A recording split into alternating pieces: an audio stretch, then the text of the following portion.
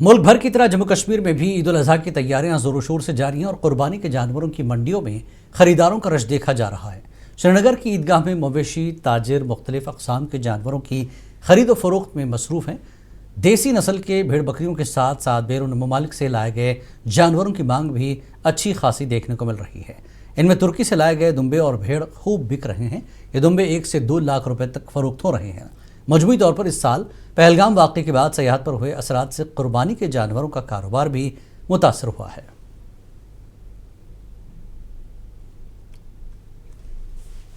Available है, लोग दूर दूर से आ रहे हैं उसको देखने के लिए, बिकॉज ये तुर्की से लाया गया है और जो अल्हम्दुलिल्लाह उसका जो ये अपीयरेंस है वो बहुत खुशगवार है।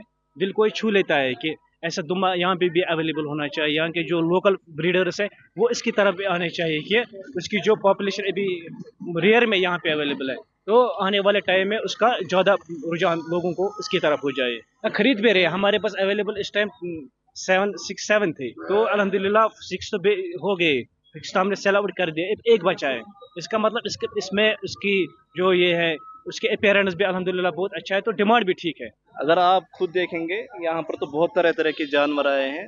Various breeds are hair.